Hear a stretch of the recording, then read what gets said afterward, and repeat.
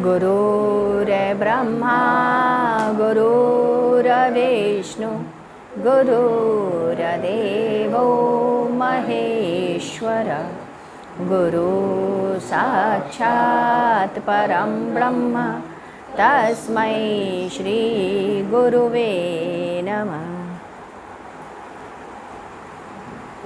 आइए आगे की तरफ पढ़ें। 15 अप्रैल सन 1994।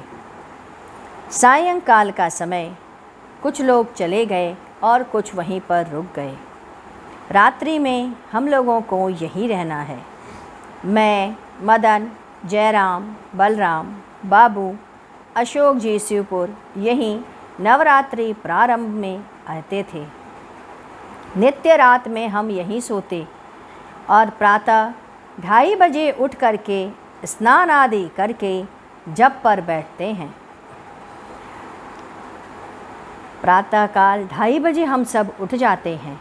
सभी पुरुष वर्ग 4 बजे तक यहाँ आ जाते हैं।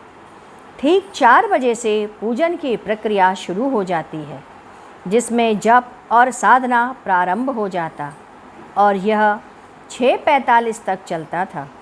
तो उसके पश्चात प्रसाद का वितरण और पुनः सब अपने अपने कार्य पर चले जाते। आज रात्रि के समय गुरुदेव ने कहा, संसार माया से ग्रस्त है। एक पल के लिए भी तुमने यदि हायर सोल से अपने आप को अलग कर दिया तो नहीं चल पाओगे। मालिक जो कहे वही करिए। यदि आप में संशय आ गया, प्रतिक्रिया उठ गई, तो आप नष्ट हो गए। जब विवेक चला जाता है तो मेरी क्रियाओं के प्रति तुम विश्लेषण नहीं कर पाते। तब तुम्हारे मन में संदेह हो जाता है, क्या ऊपर की सत्ता बैठी यहीं पर है? यहीं वह सत्ता बैठी है।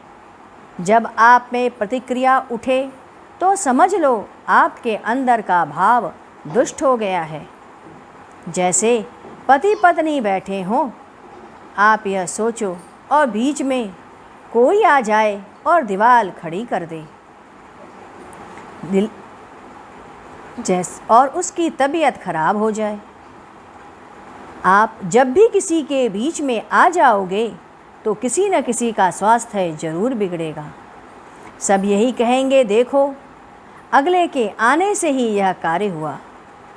कोई कहेगा, जाकर देखो सब अलग तो नहीं हो गए। मुझे यही कहना है, क्यों दीवार बीच में खड़ी की गई, क्यों फसाद उत्पन्न हुआ, इसका विश्लेषण आपको स्वयं करना है। एक महात्मा थे, उन्हें कविता लिखनी थी। पत्नी ने कहा, जरा कलम लाना। पत्नी कलम ले आई। कलम में स्याही भरी थी। महात्मा ने कहा, दवात नहीं लाई? पत्नी ने कहा, अभी लाती हूँ। गई और दवात भी ले आई। महात्मा ने कहा, यह तो नीली स्याही है, हमें तो लाल स्याही चाहिए। पत्नी ने कहा, अभी लाई। वह लाल कहाँ से लाती? सिंदूर को पानी में घोलकर लाल स्याही बना करके ले आई। महात्मा ने कहा, अच्छा रख दो, बाद में लिखूँगा। और वो रख देती है। आप ऐसा करेंगी? यदि नहीं तो आप अपने को समझ लें आप कहाँ हैं। मैं तो चला जाऊँगा, परंतु आप अपना सद्विवेक मत खोना। उच्च पुरुष के साथ हमेशा सटे रहना। बलवान पुरुष के साथ ही निर्मल व्यक्ति सीना तान कर चलता है। इसी तरह अध्यात्म में जो आध्यात्मिक है, बलवान है, उसके साथ जुड़े रहो। अप्रियता कभी भी ग्रहण नहीं की जाती। अगर आपको मेरे जीवन काल में नहीं जग पाए तो आप नहीं जगेंगे। मैं रहूं या ना रहूं, मेरी आवाज़ रहेगी। आप वफादार बने रहना। हर पल के लिए बेवफाई हुई नहीं कि माफ़ी नहीं मिलेगी। अगर तुम लोगों को ऊपर की सूरत चाहते हो तो ऊपर की सत्ता से तुम्हारी पहुँच बनी रहे। कभी भी अपने अंदर गुनाह को जगह मत देना। ऊपर अन्यान्य लोग बैठे हैं, नंगा बाबा हैं, बुद्ध देव हैं, सभी बैठे हैं। वह अस्थली है, वहाँ आनंद है, निःशब्द है। आनंद की कोई सीमा नहीं। जहाँ जीवन में दुख नहीं, सुख नहीं, मौज ही मौज, आनंद ही आनंद। जहाँ बुद्धि उसको प्राप्त नहीं कर पा रही है, वह अनामलोक है। उसका प्रकाश दिव्य है। वैसे ही कह रहा हूँ जैसा कि मैं देख रहा हूँ। मैं तुम्हें चेतावनी दे रहा हूँ। अकेले ही चलना होगा। जब तुम परमात्मा कोटि में अपनी स्थिति बना लोगे, तभी तुम किसी चीज़ को ले जा सकोगे। अध्यात्म में बलशाली पुरुष की आवश्यकता होती है। बलवान के साथ रहने वाला निर्बल अपने से दूने ताकतवर को चाटा मार देता है। जैसे अवधेश राय का चमचा दुबला पतला था, जो एक थप्पड़ मार दिया। 2 कलैया खा के वो गिर सकता था। वही व्यक्ति एक बार अशोक सेठ के सामने भी खड़ा हो गया था। अभी भी कहते हैं राम का अस्तित्व तो वर्तमान है।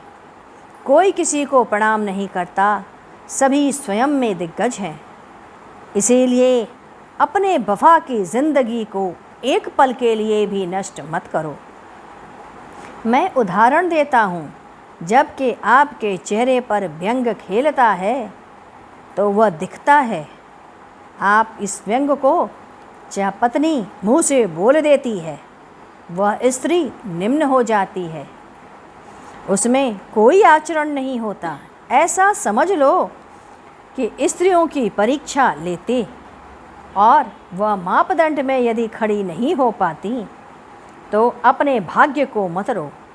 आप अपने शौर्य पर विश्वास रखो। उसका अपना कार्य है, वह अपनी गति को प्राप्त करेगी। वह स्त्री, उससे मुड़ लो। आप कबीर की पत्नी लोई नहीं बन सकती।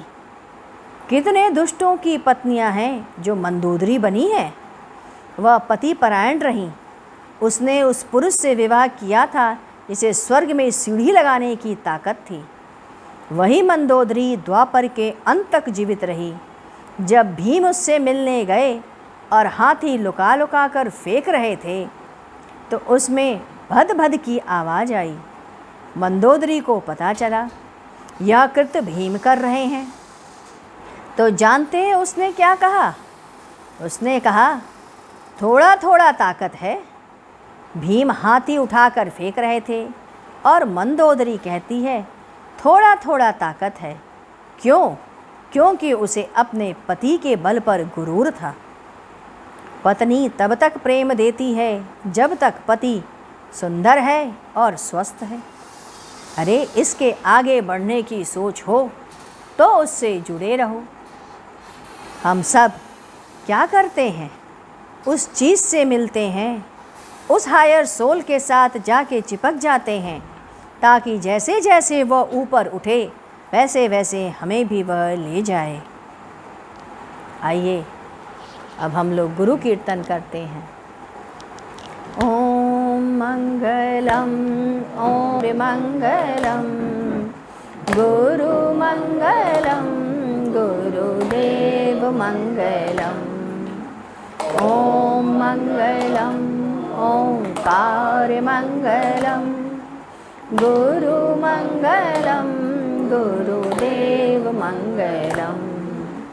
ओम मंगलम ओंकार मंगलम गुरु मंगलम गुरुदेव मंगलम।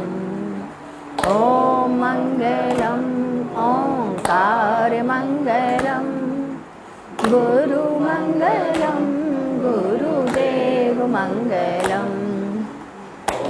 मंगलम ओंकार मंगलम गुरु मंगलम गुरुदेव मंगलम। ओम मंगलम ओंकार मंगलम गुरु मंगलम गुरुदेव मंगलम। ओम मङ्गलम् ओङ्कारमङ्गलं गुरुमङ्गलं गुरुदेवमङ्गलम् ॐ मङ्गलम् ओङ्कारमङ्गलं गुरुमङ्गलं गुरुदेवमङ्गलम् ॐ मङ्गलम् ओङ्कारमङ्गलं गुरुमङ्गलं गुरुदेवमङ्गलम् बोलिए गुरुदेव महाराज की जय। सद्गुरु तुम्हें शत शत नमन, सद्गुरु तुम्हें शत शत नमन, सद्गुरु तुम्हें शत शत नमन।